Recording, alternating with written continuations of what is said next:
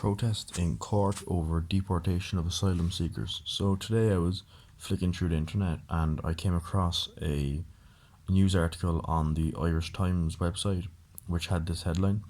The article was about two men from Pakistan getting deported from an asylum seeker centre in Cork, Ireland.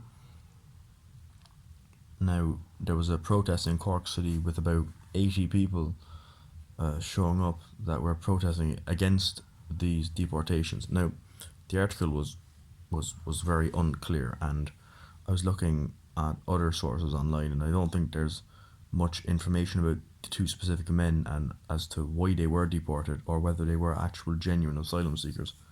But I would be quite confident that if they were genuine asylum seekers and if they actually had a point, I do not believe that they would have been deported in the first place. So, more than likely they're from Pakistan. More than likely they were just economic migrants.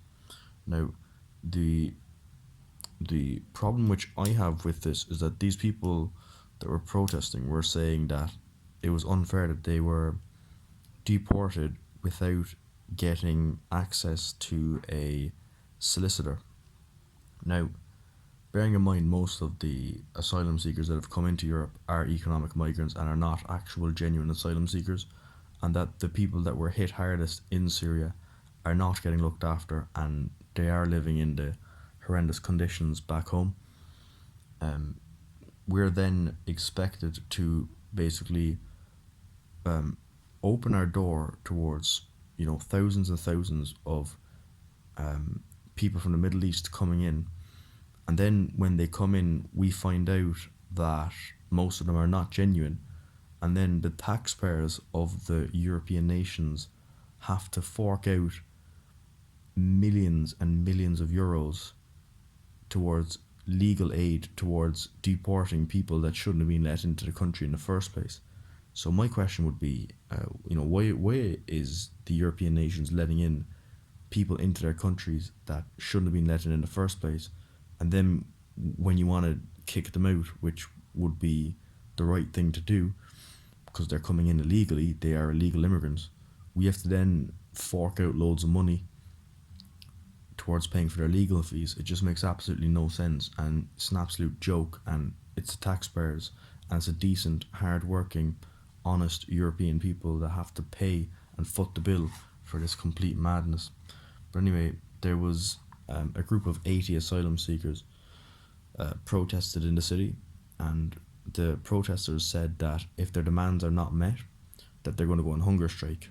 So, I think that's unbelievable that we're taking in people from these countries and they've only been in Ireland for maybe a matter of months, maybe a year, and they've so much freedom that they have the freedom to go into the city centre, protest, and basically tell us that if we don't do everything they say, they're going to go on hunger strike. So I think this is just another kind of truth point that sometimes when you're nice to people and when you try to look after them, they take advantage of you. And that's what I believe a lot of these so-called asylum seekers are doing. They're taking advantage of our kindness. They're taking advantage of European people being decent people, and they're spinning it on us, and they're now coming into our cities protesting, telling us that if we do not do what they say, they're going to go on hunger strike.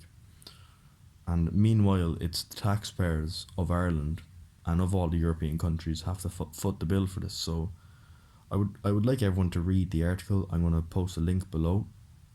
Let me know what you think. But I think this is just ridiculous. We're letting in all these people. Most of them shouldn't have been let in the first place. And then we have to pay hundreds and thousands of euros of taxpayer money towards getting rid of them. It just makes absolutely no sense. And I think that this whole legal battle with these people is going to just start draining taxpayers' money. And again, all this wasted taxpayer money is just going to lead to a massive recession in the next few years. But anyway, I'd like to hear your thoughts. Please like, share and comment, and thank you.